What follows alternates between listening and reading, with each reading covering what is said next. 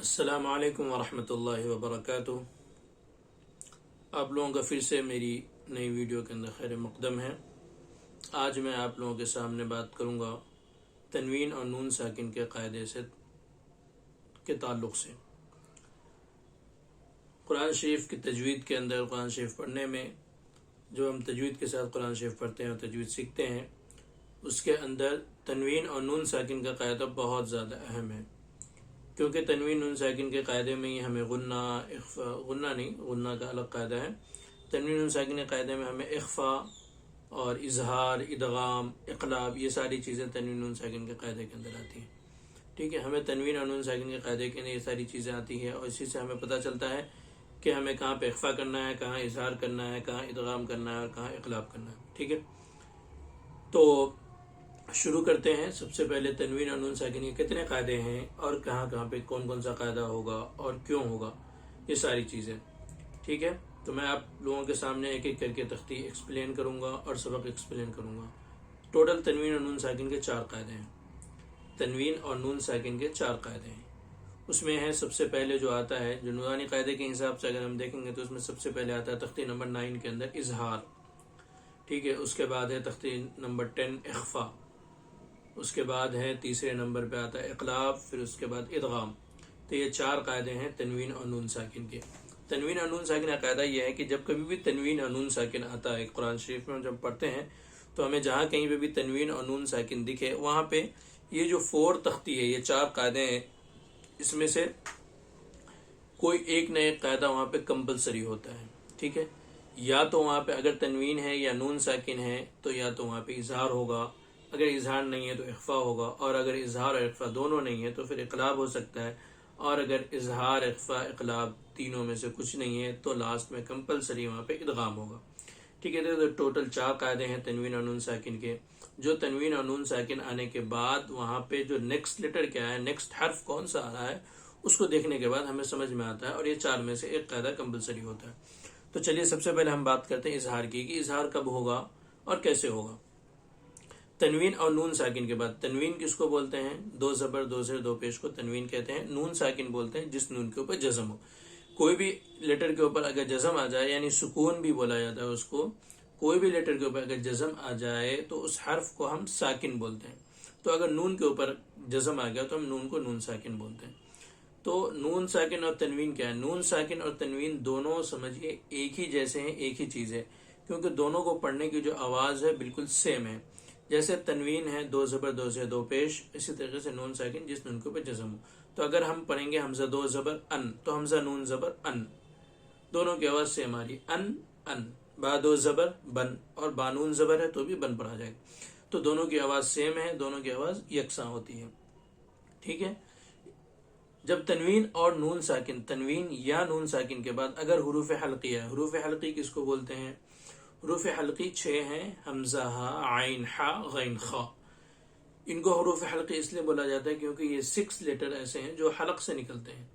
حلق کے 3 حصے ہیں، جس 3 حصوں سے یہ جو یہاں سے لے کے یہاں تک حلق کا حصہ ہے، یہاں سے یہ 6 لیٹرز ادا ہوتے ہیں۔ تو حلق کا جو شروع حلق ہے، جس کو ہم سینے کی طرف سے کنسیڈر کرتے ہیں، ادھر کی طرف سے یہ ہے فرسٹ حلق، تو شروع حلق سے نکلتا ہے حمزہ ہا، حمزہ ہا۔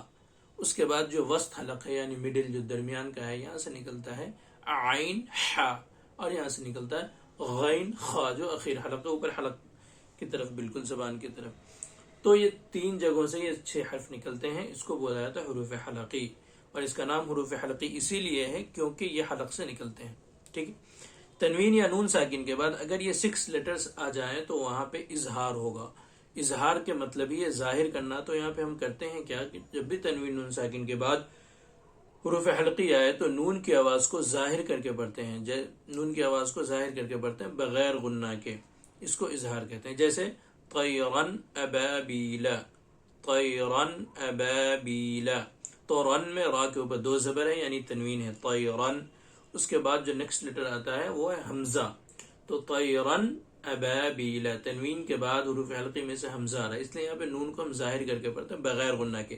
طیرن غنہ کریں گے تو غلط ہو جائے گا، اس لیے ہم بغیر غنہ کے پڑھیں گے طیرن ابابیلا۔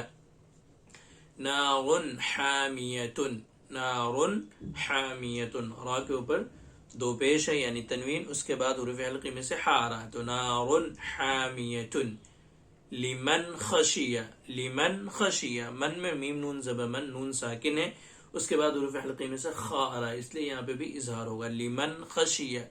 من غیرہ، من غیرہ، نون ساکن کے بعد حروف حلقی میں سے غین آ رہا ہے۔ یومئذ علیہا، نون ساکن کے بعد حروف حلقی تنوین کے بعد یومئذ، دال کے اوپر دو زیر ہے، یومئذ، اس کے بعد عین آ رہا ہے تو یہاں پہ بھی اظہار ہوگا۔ منہ خطابا، نون ساکن کے بعد حروف حلقی میں سے ہا ہے، اس لیے یہاں پہ بھی اظہار ہوگا۔ تو تنوین نون ساکن کے بعد یہ 6 لیٹرز اگر آ جائیں تو وہاں پہ اظہار ہوتا ہے، اس کو اظہار کہتے ہیں۔ نیکسٹ تختی ہے اخفا کی۔ اخفا کب ہوگا؟ اخفا کا مطلب کیا ہے؟ اخفا کا مطلب ہے چھپانا، جس طریقے سے اظہار کا مطلب ہے ظاہر کرنا، اس میں نون کی آواز کو ہم ظاہر کر رہے تھے، اسی طریقے سے اخفا کا مطلب ہے چھپانا، تو اس میں ہم کرتے ہیں نون کی آواز کو ناک میں چھپا کر پڑھتے ہیں۔ تنوین یا نون ساکن کے بعد اگر حروف اخفا آ جائے تو وہاں پہ نون کی آواز کو ناک میں چھپا کر پڑھیں گے، جیسے اردو میں پنکھا کے نون کو پڑھتے ہیں، جب ہم پنکھا بولتے ہیں تو تھوڑی سی نون کی آواز ہماری ناک میں جاتی ہے۔ سملرلی اگر تنوین یا نون ساکن کے بعد حروف حلقی آ جائے تو ہم نون کی آواز کو تنوین یا نون ساکن کے بعد اگر حروف اخفا آ جائے تو ہمیں نون کی آواز کو ناک میں چھپا کر پڑھیں گے، جس طریقے سے پنکھا کی آواز کو، پنکھا میں نون کی آواز کو ناک میں چھپا رہے ہیں ویسے ہی ناک میں چھپا کر پڑھیں گے، اس کو اخفا کہتے ہیں۔ اور اس کی جو مقدار ہے، جتنی دیر میں ہم ایک الف پڑھتے ہیں اتنی دیر تک نون کی آواز کو ناک میں چھپا کر پڑھیں گے، ٹھیک ہے۔ حروف اخفا کیا کیا ہیں؟ حروف اخفا 15 ہیں، تا ثا جیم، تا ثا جیم دال ذال زا سین شین صاد ضاد طا ظا فا قاف کاف، یہ 15 لیٹرز ہیں جو حروف اخفا ہے، تا ثا جیم دال ذال زا سین شین صاد طا ظا فا قاف قاف۔ جب تنوین یا نون ساکن کے بعد یہ 15 لیٹرز میں سے کوئی بھی ایک لیٹر آ گیا تو وہاں پہ اخفا ہوگا، نون کی آواز کو ناک میں چھپا کر پڑھیں گے تھوڑی دیر، جیسے انت منذر، انت، انت میں نون ساکن، انت، انت حمزہ نون زبر، ان نون ساکن، اس کے بعد حروف اخفا میں سے تا آ رہا، اس لیے یہاں پہ ہم کیا کر رہے ہیں؟ نون کی آواز کو تھوڑی دیر ناک میں چھپا کر پڑھ رہے ہیں۔ انت منذر، سیم نون ساکن کے بعد دال آ رہا، منذر کراما کاتبین، کراما، نون تنوین کے بعد حروف اخفا میں سے کاف آ رہا ہے، کراما کا، نون تنوین کے بعد حروف اخفا میں سے کاف آ رہا ہے، کراما کاتبین۔ کنت ترابا، نون ساکن کے بعد حروف اخفا میں سے تا آ رہا ہے، تو یہاں پہ اخفا ہوگا۔ اس کے بعد ہم چلتے ہیں اقلاب کی طرف، تو اقلاب کے معنی ہے بدلنا۔ تنوین یا نون ساکن کے بعد اگر با آئے تو نون کو میم سے بدل کر پڑھتے ہیں۔ ہجے مثلا من بخلا کے اس طرح ہوں گے، لکھا ہوتا ہے میم نون زبر من با زبر با، من با خاص زیر خی، من بخیلا ہم زبر من بخیلا، لیکن پڑھیں گے اس کو مم بخیلا، میم زبر مم، نون کو میم سے بدل دیں گے۔ کیوں بدلیں؟ کیونکہ نون ساکن کے بعد یا تنوین کے بعد حروف تنوین یا نون ساکن کے بعد اگر با آ جائے تو یہاں پہ نون ساکن کے بعد با ہے، اس لیے ہم کیا کر رہے ہیں؟ نون کو نہیں پڑھ کے میم کو پڑھ رہے ہیں۔ آپ لوگوں نے دیکھا ہوگا بہت ساری جگہ پہ قرآن شریف کے اندر جب ہم پڑھتے ہیں دیکھتے ہیں کہیں اوپر چھوٹی سی میم بنی ہوتی ہے۔ آپ لوگوں نے کبھی غور کیا ہے؟ بہت سارے لوگوں نے غور کیا ہوگا کہ وہ میم کیوں بنی ہوتی ہے۔ وہ میم آپ دیکھیے کہاں پہ بنی ہوتی ہے، وہ میم ہمیشہ آپ جب بھی دیکھیں گے وہ میم با کے اوپر بنی ہوگی، وہ با جو تنوین یا نون ساکن کے بعد آتا ہے، ٹھیک ہے۔ جیسے میم بعدی کے اندر ہمیں ملتا ہے، وہ من بعدی لکھا ہوتا ہے لیکن ہم پڑھتے ہیں میم بعدی، تو میم کہاں ہوتا ہے؟ اوپر چھوٹی بنی ہوئی، تنوین یا نون ساکن کے بعد جب بھی با آتا ہے تو وہاں پہ چھوٹی سی میم لکھی ہوتی ہے، یہ سمجھنے کے لیے کہ یہاں پہ ہمیں نون نہیں بلکہ نون کی جگہ میم پڑھنا ہے۔ من بخل لنسفعا بالناصیہ، تو یہاں پہ نون ساکن کے بعد یا تنوین کے بعد اگر با آ جائے تو وہاں پہ نون کو میم سے بدل کر پڑھتے ہیں، اس کو اقلاب کہتے ہیں، یعنی اقلاب کے معنی یہ چینج کرنا۔ اس کی بھی مقدار ایک الف تک تھوڑی دیر آواز